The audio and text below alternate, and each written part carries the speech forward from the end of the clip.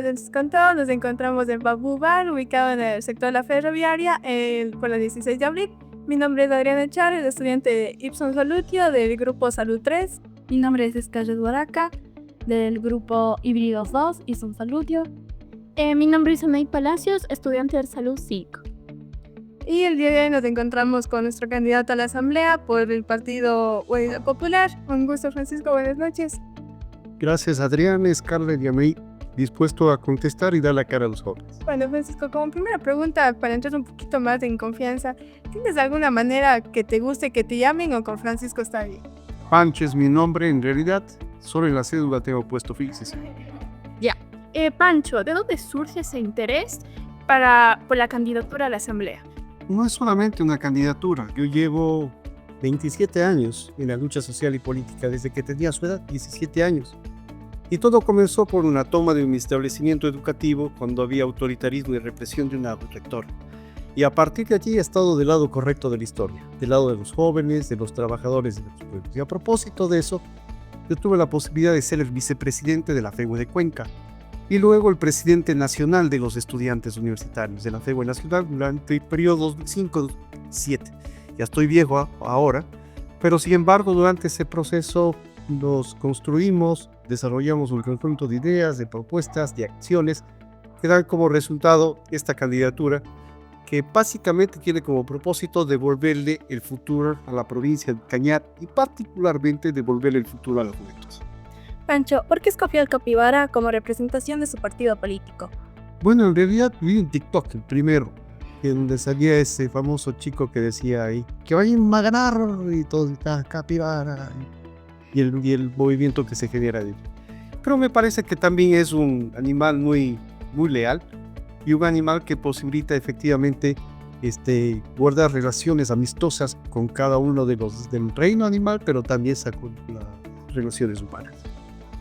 Bueno, si Pancho no fuese un candidato a la asamblea actualmente, ¿qué fuese de Pancho? Seguiría siendo lo que soy, un activista social y político. Actualmente les comento, yo asesoro a las organizaciones sindicales, a una buena parte de organizaciones sindicales, a los trabajadores de la provincia de Cañar. Por ejemplo, asesoro a los trabajadores azucareros del conocido ingenio Astra, que ahora se llama Agroazul. Asesoro a los trabajadores que recolectan los desechos sólidos en el cantón Biblián, Cañar, Soscal y Tambo de Lema y Tacey. Asesoro a los trabajadores también que están vinculados a la actividad del municipio del cantón Biblián. Asesoro a las organizaciones vinculadas al Seguro Social Campesino. Es decir, estaría haciendo exactamente lo mismo, del lado correcto de la historia. Pancho, ¿cuál es tu inspiración o tu motivación que te hizo lanzarte como candidato? En realidad no es una inspiración personal, ni tampoco me llena de ego estar tras de una cámara ni hablando alrededor de los electores. Es sobre todo una acción de servicio que he tenido, como reitero, 27 años, desde 27 años atrás.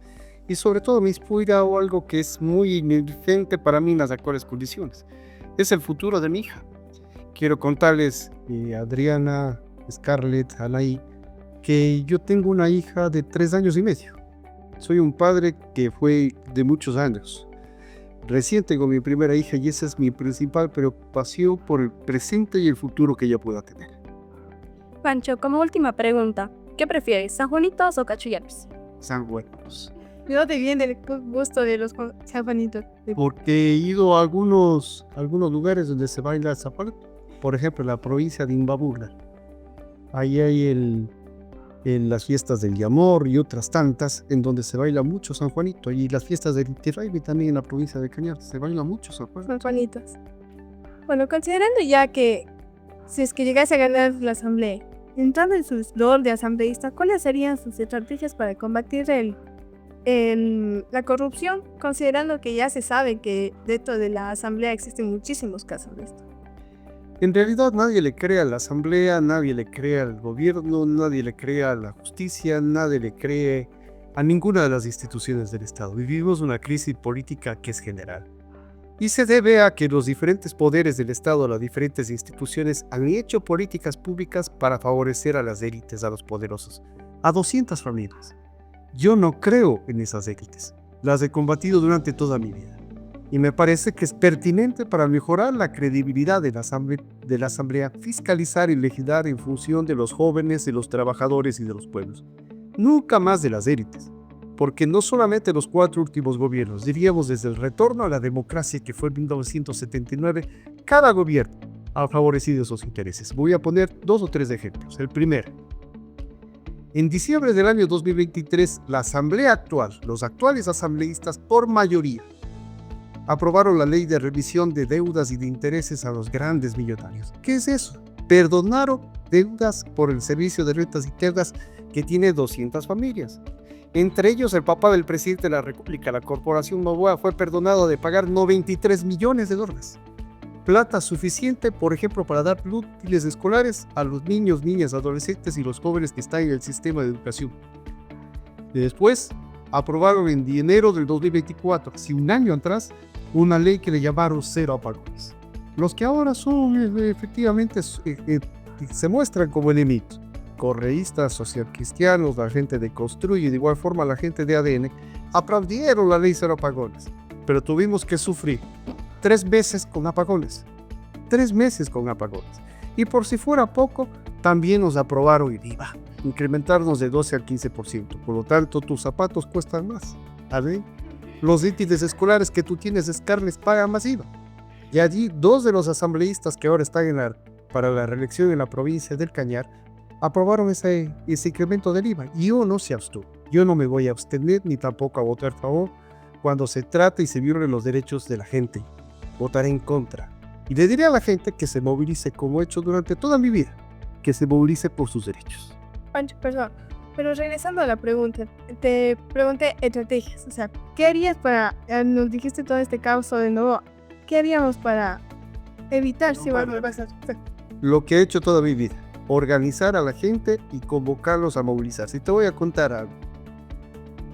En el año 2007, cuando concluía yo mis actividades como presidente nacional de la FEU, aprobamos algo en el Congreso donde yo salía. Y esa fue la gratuidad de la educación superior en las universidades públicas. Y todos nos dijeron, están locos, son unos utópicos.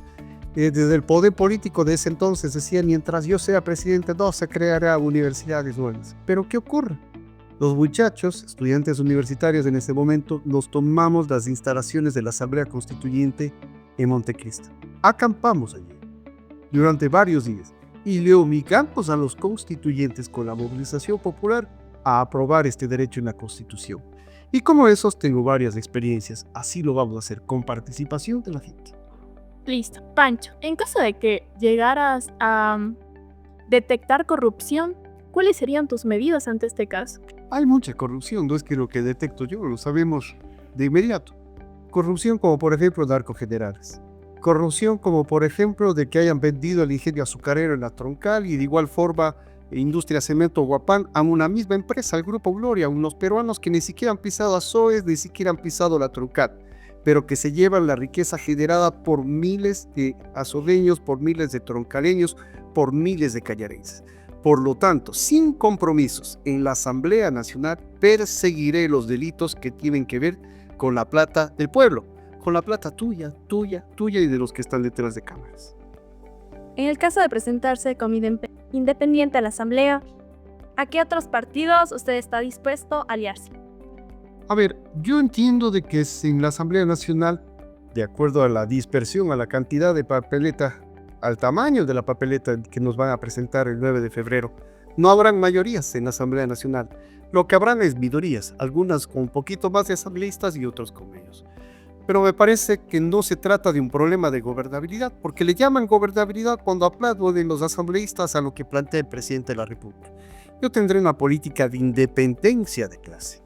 Y la independencia de clase es ponerse del lado de los jóvenes, de los trabajadores y de los pueblos.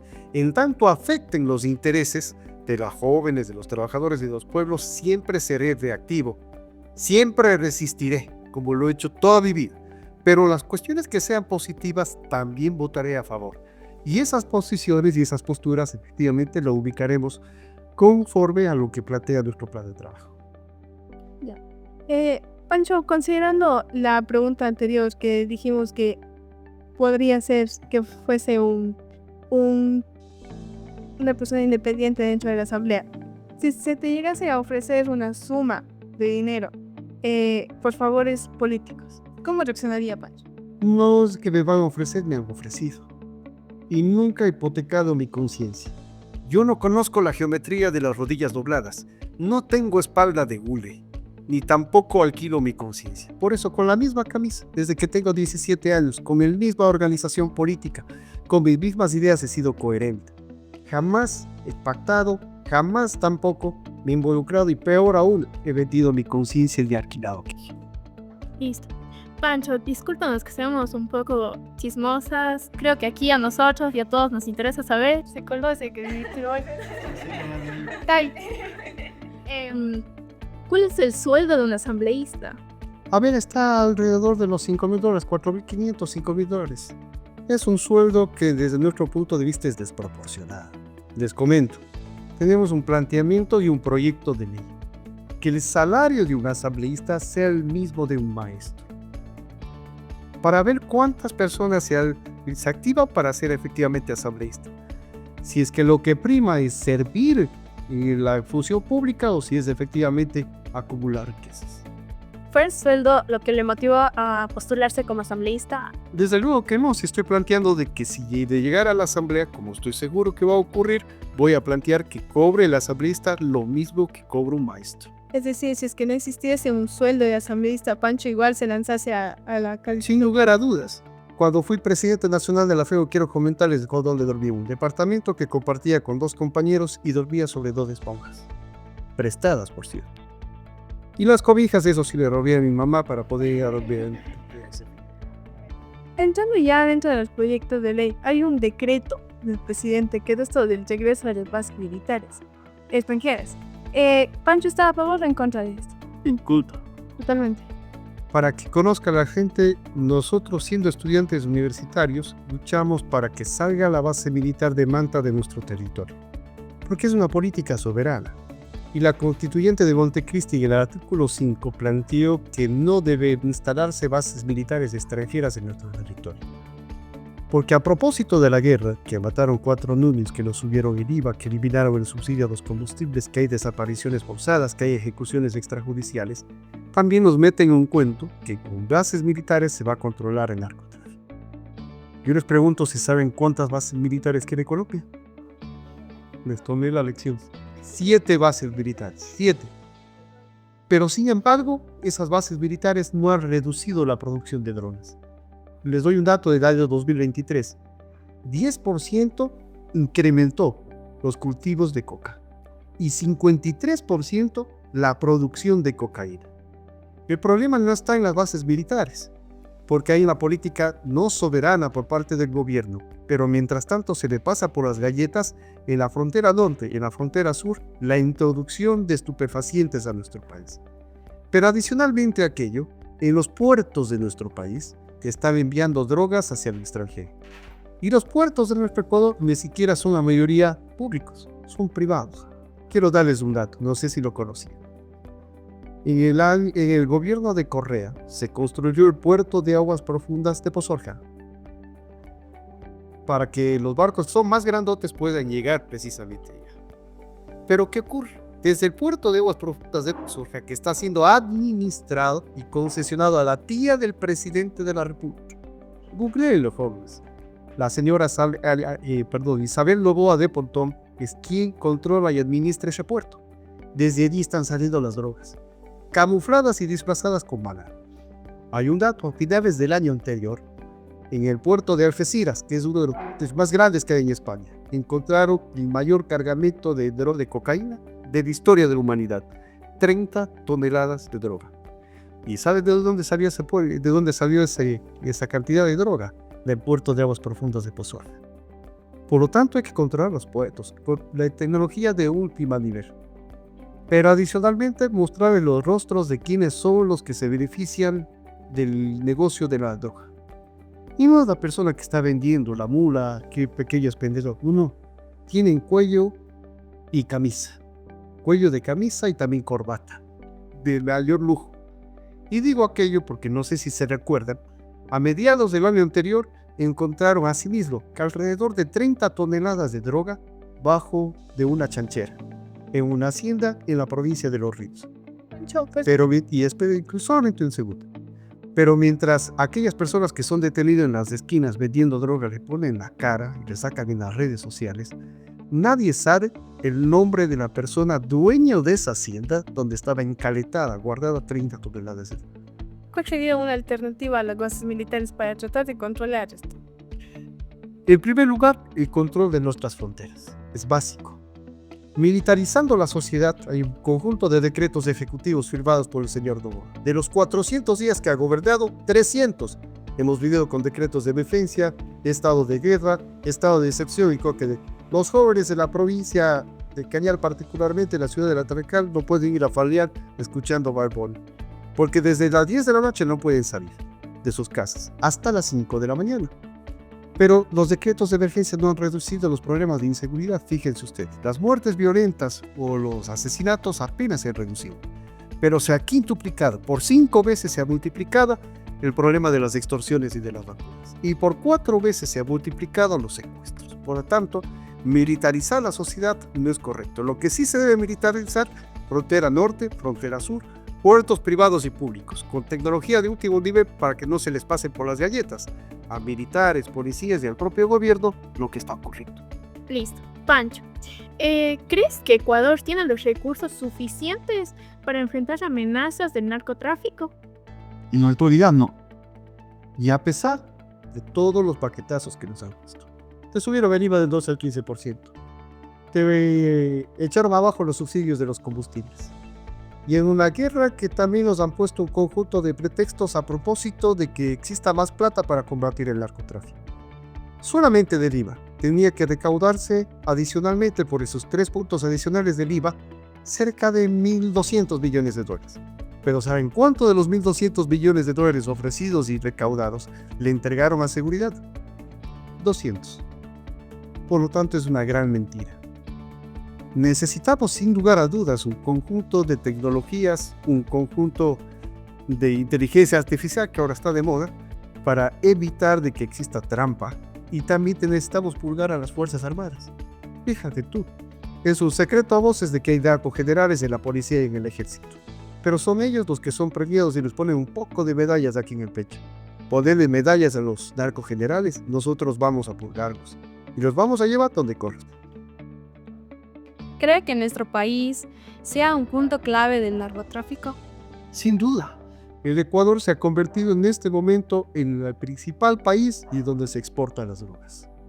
Y eso se debe a su posición geopolítica y también a la dolarización. Porque la forma en cómo pueden comprar y vender los narcóticos de mejor manera sin intercambiar moneda, sin pasar pesos a dólares, sin pasar rublos a dólares, es precisamente de dólares a dólares. Y por lo tanto, el problema es que también estamos ligados o somos países que tenemos frontera compartida con 2 productores de los más importantes del mundo, Colombia y Perú. No podemos irnos a vivir en otro lado. Tenemos que hacer en nuestro país con políticas soberanas e inteligentes, pero también con una política de seguridad que, además de la represión, que es necesaria, que redigibilidad para aquellos que son los dueños del negocio de las drogas, debe haber una política de prevención, y en la prevención debe haber sobre todo empleo y educación, y una política también disuasiva, en cual de las alcaldías, las juntas parroquiales y las prefecturas puedan, entre otras cosas, instalar alarmas comunitarias. ¿En tu barrio hay? Ojos de águila, ¿en tu barrio hay? Botones de pánico, ¿en tu barrio hay? Eso es lo que tenemos que hacer, ¿no? Y los gobiernos autónomos descentralizados tendrán esas competencias, pero con recursos económicos, para que podamos vivir aquí y podamos recuperar el espacio público. Si va por Azobes, buena parte de parques, plazoletas, canchas se encuentran en tinieblas. Y esos espacios que deberían ser de los jóvenes, deberían ser de los vecinos, deberían ser de la gente, están tomadas por la gente que no es muy deseable por los delitos que cometen. Si ilumináramos solamente aquello, con competencias entregadas por la Asamblea y con recursos económicos, podríamos efectivamente que la ciudadanía retome el espacio público. ¿Cuáles serían estos recursos económicos que nos darían?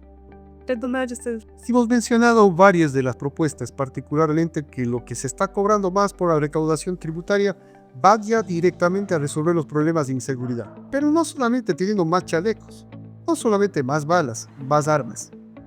Debemos pacificar la sociedad y lograr la verdadera paz social a través de medidas de prevención y medidas de disuasión. Yo les planteo una medida de prevención. A ver, me encontré con Teo Gina Sí.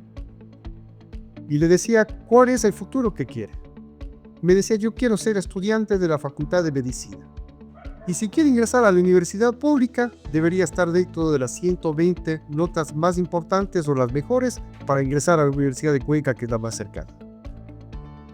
Pero para eso necesita tener un puntaje casi perfecto. Y si no lo tiene, ¿cuál es tu futuro? Sí.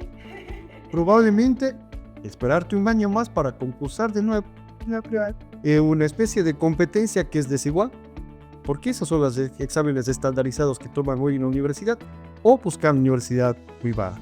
Para nosotros la prevención, por ejemplo en el ámbito de educación, implica darle más presupuesto a las universidades. No lo que hoy le dan, que es una miseria. Y por eso no hay más universidades públicas, porque el mismo tamaño del pastel se está repartiendo para el mismo número de universidades públicas que hay. Y si ingresa una más, a esa división del pastel le toca menos presupuesto a las otras. Si incrementamos al 2% del Producto Interno Bruto, lo que tiene que entregar el Estado a la universidad, habría más cupos. Mejoraría la oferta académica. Y adicionalmente más infraestructura y más docentes que nos den clases, que nos formen, que nos profesionalicen. Y ese es desde el ámbito de la universidad pública. Pero la universidad privada es una vergüenza lo que están haciendo. Y no hay un asambleísta que hasta ahora le ha puesto el cascabel al gato. Porque se están enriqueciendo familias y consorcios con el costo de pensiones, tasas, matrículas y aranceles. Y pongo un ejemplo. La carrera más barata en la ciudad de Azogues, de la universidad privada, cuesta $18,000. Para estudiar, para ser abogado, para ser periodista. Y la más cara cuesta $40,000 para ser médico, como tú quieres ser. $40,000, ¿quién puede pagar? Yo le voy a poner el cascabel del gato. No tengo miedo a esas corporaciones universitarias ni a esas familias que hayan aprovechado los recursos económicos de sus familias. ¿Y qué es lo que voy a hacer? 2 salarios básicos unificados costará el semestre. Tú que quieres estudiar medicina son 10 semestres. El salario básico unificado actual es $470. Multiplicado por 2 son $940. Por 10 semestres son $9,400 máximo lo que costaría una carrera universitaria en el sector privado. Y no los $40,000 que te van a... ¿Qué te parece? Realmente me parece súper bueno el hecho de que minorar los costos del ingreso a la universidad. O sea, es súper bueno, de miles de oportunidades. Pero la pregunta aquí es, considerando la situación económica del país, ¿cómo bajaríamos esos altos niveles de costos de las universidades para que más estudiantes tengan oportunidades? Y considerando también que las universidades privadas son organizaciones privadas. O sea, ¿cómo influye el gobierno dentro? El Estado es que manda. Si ustedes vieron el debate presidencial, 14 de los 16 candidatos decían que el Estado tiene que ser más chiquito, opinar menos, decidir menos y que el sector privado debe decidir más. Eso, traducido al tema de las universidades, quiere decir que las universidades privadas sigan haciendo lo que les da la gana y que el Estado no diga nada. Pero yo les pido revisar el artículo 73 de la Ley Orgánica de Educación Superior y dice que el Estado tiene que efectivamente regular sus precios. Pero no lo han hecho porque tienen miedo y compromisos. ¿Y de dónde va a tener más plata la universidad pública? Vean, hay algo que es muy complicado. 1 de cada $3 del presupuesto que tiene el Ecuador cada año pagamos por deuda externa. 1 de cada $3. ¿Qué ocurre si les decimos a los organismos crediticios internacionales, cacho un ratito, aguántense 4 añitos hasta que podamos resolver nuestros problemas? Eso se llama moratoria de la deuda externa. No decimos que no vamos a pagar, decimos que vamos a pagar después de un ratito. ¿Y eso es posible hacerlo? Sí. Revisen la página de la ONU. Recomienda que países súper endeudados, como el caso del Ecuador, puedan suspender temporalmente los pagos de deuda. Y somos un país súper endeudado, pero desde luego. Y la plata que estamos pagando a la deuda externa, que son más o menos $10,000 millones, $11,000 millones cada año, tiene que servir para educación pública, para universidad, crear una universidad politécnica estatal de Cañar. Porque si hay más plata que va a las universidades, el pastel se hace más grande y podemos repartir para una nueva universidad. Y también para la reactivación productiva, porque si es que no hay industrialización de lo que producimos en nuestro territorio, si no hay industrialización de la leche, del cacao, del banano, de todo lo que lo pescamos en nuestros mares, y no le damos un valor agregado y dejamos de enviar solamente cacao para que nos devuelvan chocolate. Si dejamos de enviar leche cruda para que nos den queso y nos den yogur. Si producen las propias comunidades con plata de nuestros migrantes. Adrianes, Araí, Scarlett. Son 6.000 millones de dólares que ganan de plata cada año nuestros migrantes. Si una partecita de ella le decimos que no van a recibir impuestos por 30 años, no van a pagar impuestos, pero a cambio de que industrialicen la leche, para que industrialicen el cacao, para que industrialicen el café, generaríamos importantes cantidades de fuentes de empleo para los jóvenes. Ya no el 10%, que por cierto lo ve todo el gobierno de Correa, el 20%. Y eso significaría de que los jóvenes no estén pensando en migrar y arriesgar su vida por el Darién o por donde vaya. Ahora más cuando el gobierno de Trump acaba de declarar en estado de emergencia la frontera sur. Y allí le vieron al señor aplaudiendo. Yo no lo voy a aplaudir. Cambiaré las políticas públicas de este país. Listo, Pancho. Regresando un poco a esto de lo que hablábamos de bases militares, ¿consideras tú que la salida de la base militar de Manta aumentó o disminuyó la seguridad y esto del narcotráfico que existe dentro del Ecuador? La pregunta yo le daría al contrario. Si es que el Ecuador pondría bases militares en Estados Unidos de Norteamérica, ¿primero nos permitiría? ¿Y por qué tenemos que permitir que los gringos pongan bases militares en nuestro territorio? Si pusiéramos bases militares en el Ecuador, ¿eliminaría o reduciría el consumo en Estados Unidos de Norteamérica? No hay lógica. Como no hay lógica que tiene 7 bases militares Colombia y es el país que más produce coca. Coca son 10% más que se produjo en el 2023 y cocaína, que ya procesada, 53% más de lo que produjo en el 2022. Las bases militares no son la solución. La política soberana del país, poder controles en la frontera norte, en la frontera sur y en los puertos nos va a salvar. Listo. ¿Cuál sería el proyecto de ley que diferencia a Pancho de los demás candidatos a la asamblea? Son varios. Lo que hemos dicho en la seguridad es política disuasiva, preventiva y también represiva. Clarito en los mencionados en esta entrevista, en este conversatorio, en esta entrevista. Y me siento así chévere poder conversar. Lo otro es en la educación, lo que hemos dicho.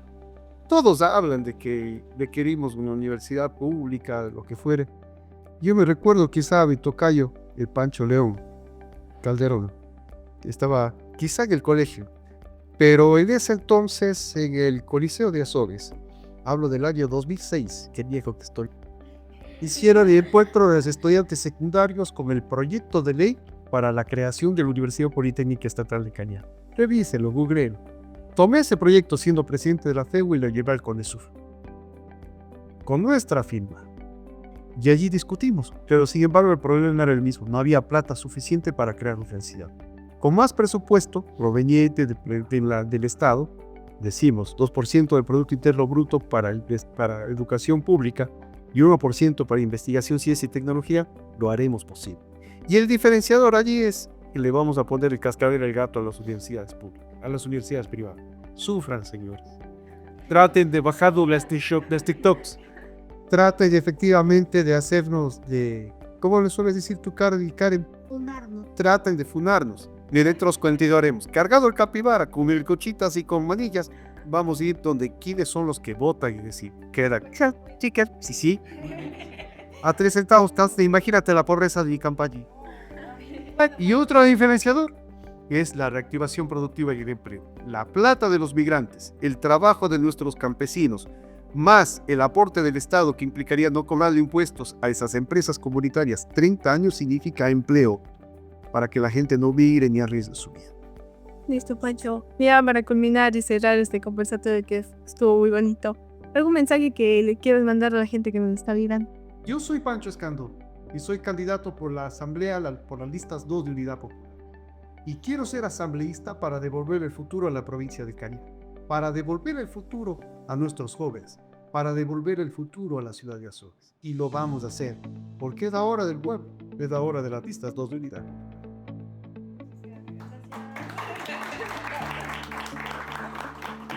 Pues bueno, el día de hoy estamos pisando las tierras de Bambúbar, por lo cual les agradezco mucho de antemano por el apoyo que nos han dado este proyecto y por lo tanto sí quisiera saber su opinión del día de hoy. ¿Qué se siente estar con los jóvenes? ¿Qué siente ser parte de Bambú y qué es Bambú para ustedes?